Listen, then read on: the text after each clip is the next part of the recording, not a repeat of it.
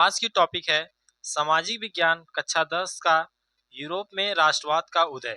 इसके जो most important बहुविकल्पी प्रश्न हैं उसके बारे में आज हम बिल्कुल डिटेल में अध्ययन करने वाले हैं। यूरोप में राष्ट्रवाद का उदय जो हमारा पहला चैप्टर है, इसके जितने भी बहुविकल्पी प्रश्न आपके एग्जाम में बनते हैं सारे के सारे हम इसको आपको प्रोवाइड कराने वाले हैं।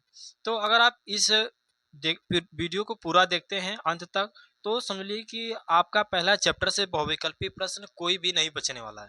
पहले चैप्टर से चाहे जहां से भी बहुविकल्पी प्रश्न आपको आएंगे उसको आप अच्छी तरीके से कर लेंगे। तो क्लास को पूरा अंत तक जरूर देखना और अभी तक वीडियो को लाइक नहीं किया तो लाइक भी कर देना, सब्सक्राइब भी कर देना। तो हमारा सामाजिक विज्ञान है और हमारा टारगेट क्या है भाई 90%। पहला क्वेश्चन यहाँ पे दिया हुआ है साफ साफ कि फ्रेडरिक सारियो कौन था।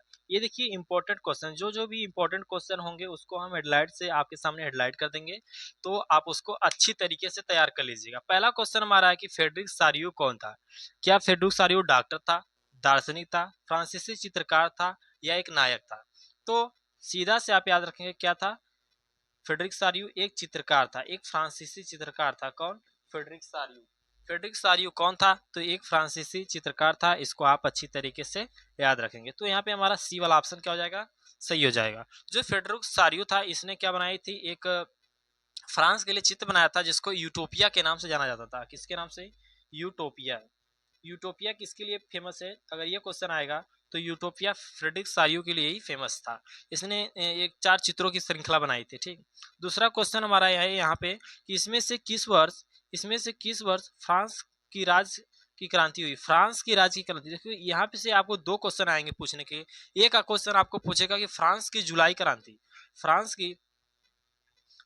की जुलाई क्रांति, फ्रांस की जुलाई क्रांति। और दूसरा क्वेश्चन आपका यहाँ से आता है कि फ्रांस की राज्य की क्रांति। तो जब फ्रांस की राज्य की क्रांति पूछेगा तो आप सही आंसर मानेंगे 1789 में। तो फ्रांस की राज्य की क्रांति कब हुई? 1789 ईस्वी में। और जब फ्रांस की जुलाई की क्रांति पूछेगा तो आप मानेंगे क्या? 1830 ईस्वी में। तो फ्रांस की जुलाई क्रांति 1830 ईस्वी में और फ्रांस के राज्य की क्रांति 1789 ईस्वी में हुई थी। अगले क्वेश्चन की ओर बढ़ते हैं।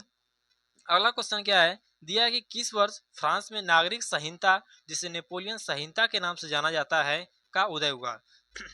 मतलब कि नागरिक संहिता यहाँ पे कह रहा है कि नागरिक संहिता, अब नागरिक संहिता एक की स्थापना हुई थी जिसको क्या कहते थे, नेपोलियन की संहिता। नेपोलियन की संहिता का मतलब कि इसका उदय किसने किया था? नेपोलियन ही किया था।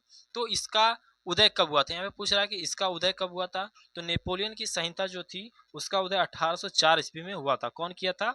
नेपोलियन ने किया था। क्यों किया था? क्योंकि नेपोलियन ने अभी नया नया फ्रांस पर अपना राज्य स्थापित किया था और अपने राज्य को विस्तार करने के लिए और जनता के मत को जीतने के लिए उसने जनता के संरक्षण के लिए क्या बनाया था 1804 ईस्वी में, क्या? नेपोलियन संहिता, या जिसको नागरिक संहिता के नाम से जाना जाता था। अगला क्वेश्चन है और इम्पोर्टेंट क्वेश्चन ये है हमारे लिए। अगला question 4 number question most important है और ये क्या है कि वियना की संधि पूछा कि वियना की संधि हुई, मतलब किस वर्ष वियना की संधि हुई? 1789 ईस्वी में, 1815 ईस्वी में, 1830 ईस्वी में या 1848 में।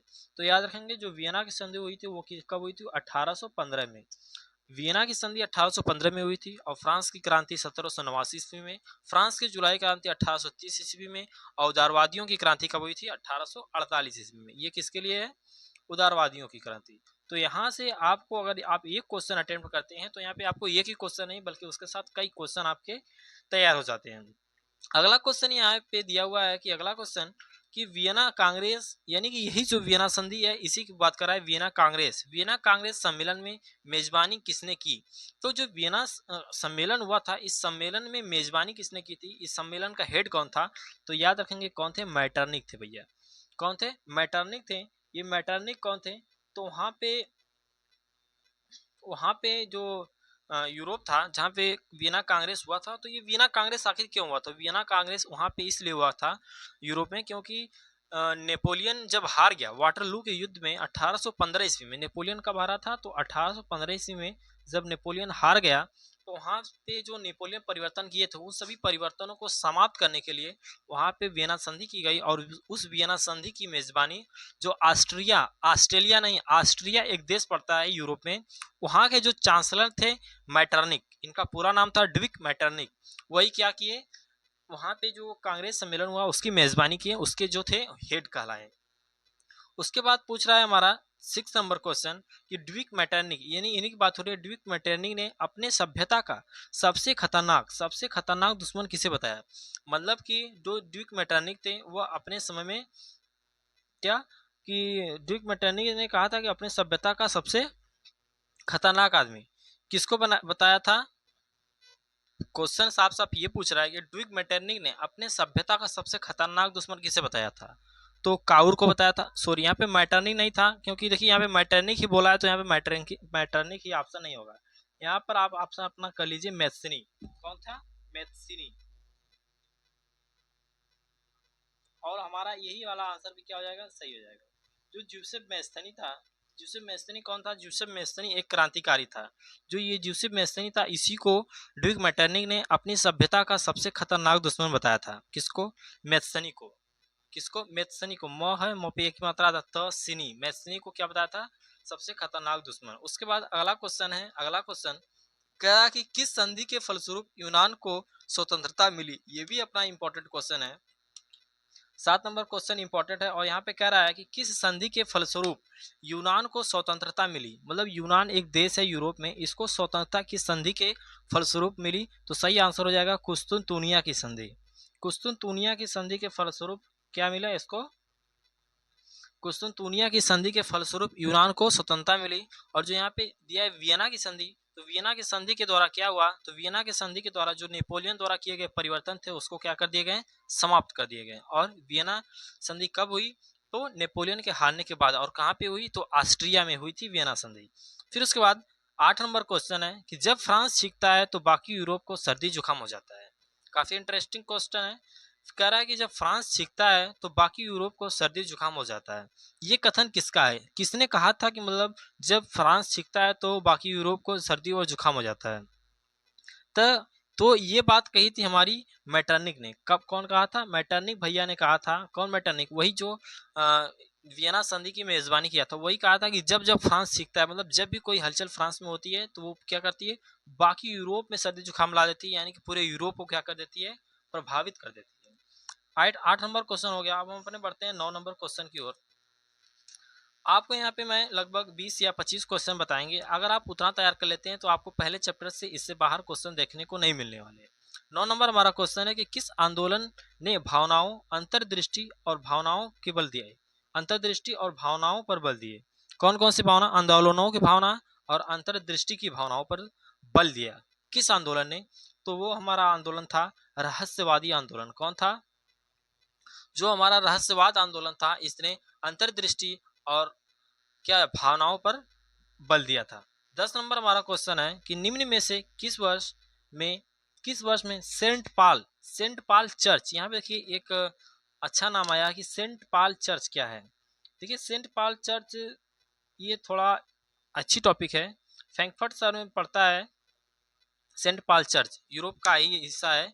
तो यहाँ पे कह रहा है कि का आयोजन किया गया था।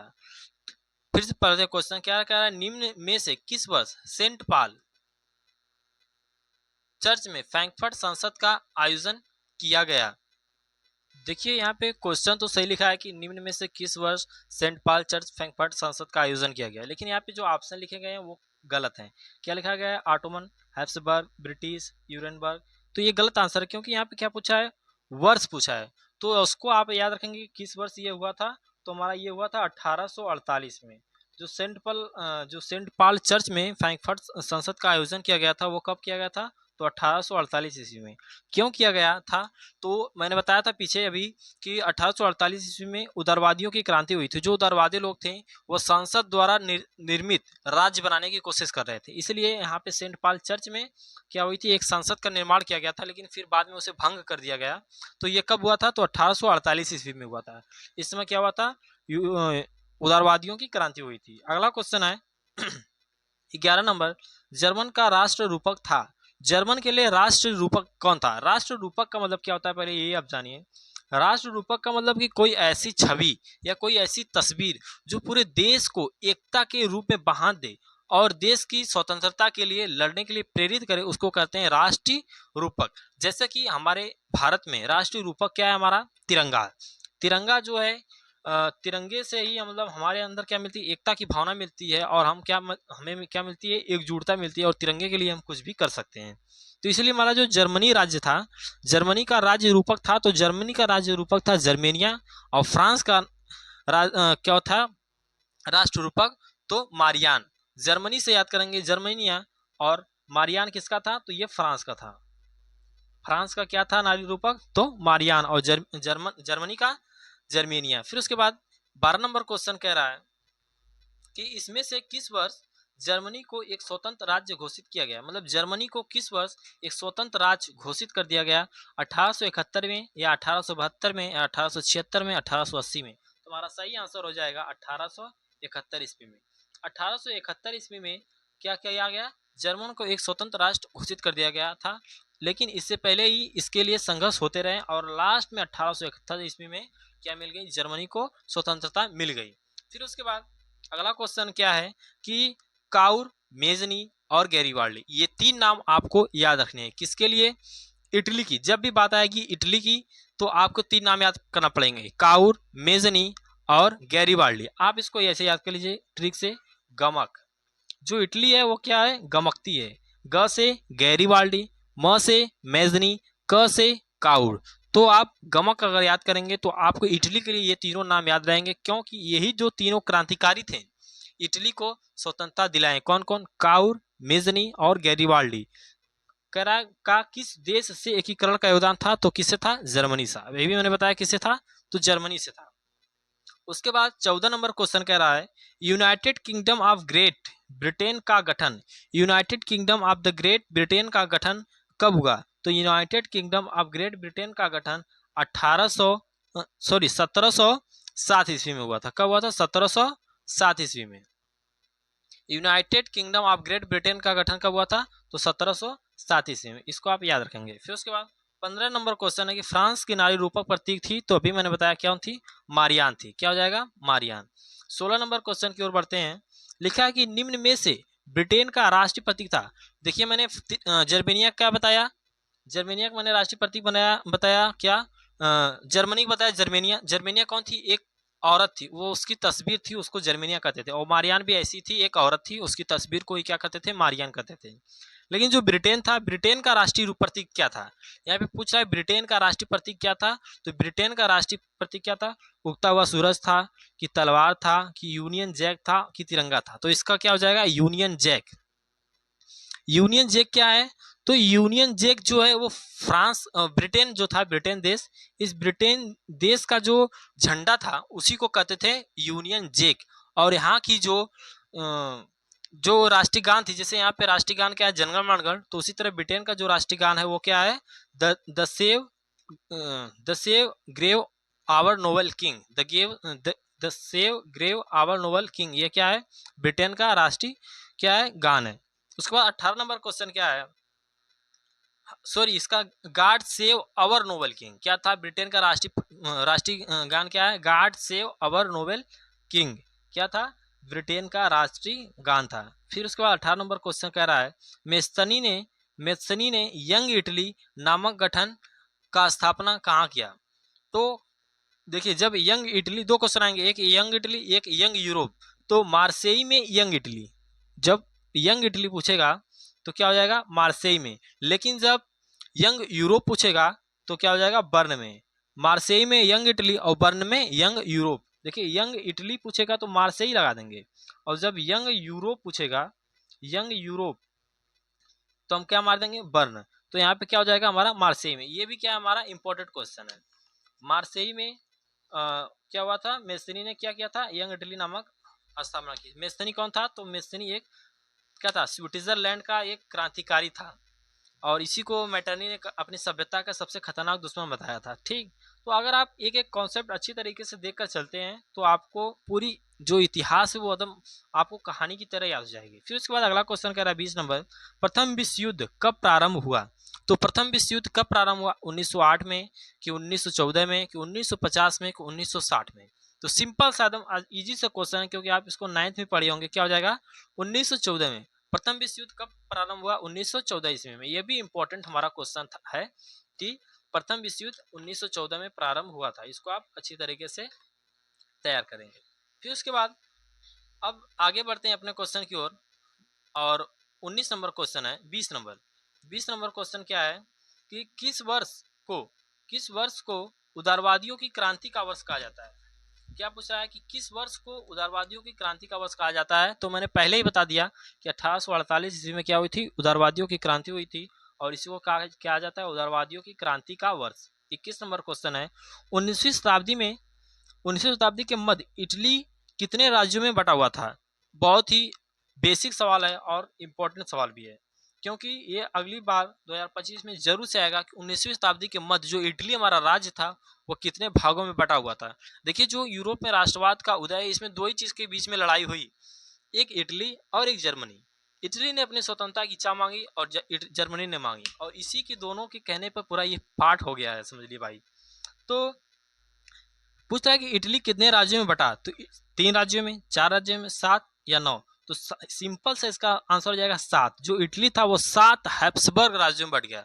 हैप्सबर्ग राज्यों का मतलब कि वहां पे राजाओं का राज होने लगा। लेकिन फिर बाद में क्या हुआ, वो जो इटली जब एकीकृत हुई तो सातों के सातों देश क्या हो गए, एक हो गए, जिसमें स्पेन था और जिसपे पोप का शासन था, और भी इसके उत्तर में ऑटोमन साम्राज्य का शासन हुआ करता था इटली पे। तो ये ऐसे ऐसे कर ये 7 राज्यों में बटा हुआ था। 22 नंबर क्वेश्चन क्या है कि जर्मनी के लिए वीरता का प्रतीक किसे माना जाता था। तो जर्मनी के लिए वीरता का प्रतीक किसको माना जाता था, जर्मेनिया को, कि वलुत वृक्ष के को, कि तिरंगे को, कि कलगी को। देखिए, जर्मेनिया के लिए वीरता का प्रतीक तो जो राष्ट्रीय छवि थी तो वो तो थी जर्मेनिया, लेकिन जो वीरता का प्रतीक माना जाता था वो किसको माना जाता था, वलुत वृक्ष को। क्योंकि जो जर्मेनिया थी वह वलुत वृक्ष के पत्ते का मुकुट पहनी थी अपने सर पर, और हाथ में एक तलवार ली हुई थी, उसकी जो तस्वीर थी वो क्या पहनी थी, वलुत वृक्ष के पत्ते का मुकुट पहनी थी, जिसे जर्मन वीरता का क्या माना जाता था, प्रतीक माना जाता था। तो इसका सही क्या हो जाएगा, वलुत वृक्ष को जर्मनी वीरता का प्रतीक माना जाता है। फिर उसके बाद हमारा 22 नंबर क्वेश्चन हो गया। यहीं तक बस क्वेश्चन था, और उसके बाद एक इन्फॉर्मेशन हम आपको और देने चाहते हैं कि यदि आप 4 नंबर और 6 नंबर वाले क्वेश्चन चाहते हैं तो टॉप 20 क्वेश्चन यूरोप में राष्ट्रवाद का उदय जो है उसके जो टॉप 20 क्वेश्चन है 4 नंबर वाले और 6 नंबर वाले, उसको हम आपको देंगे। लेकिन इसके लिए आपको वीडियो पर कमेंट करना होगा कि हम कब दें इसको। आप जितना जल्दी बता देंगे उतना जल्दी हम आपको इसको प्रोवाइड करा देंगे, 4 नंबर वाले और 6 नंबर वाले क्वेश्चन। अगर आप इतना केवल तैयार कर लेते हैं तो इस चैप्टर से इसके बाद आपको कुछ भी नहीं देखने को मिलेगा। ठीक, तो कैसी लगी वीडियो कमेंट में जरूर बताना, और अभी तक लाइक नहीं किया तो लाइक कर देना। क्यों, क्योंकि लाइक करने में समय नहीं लगता है और आपका लाइक हमारा मोटिवेशन होता है। तब तक जय हिंद।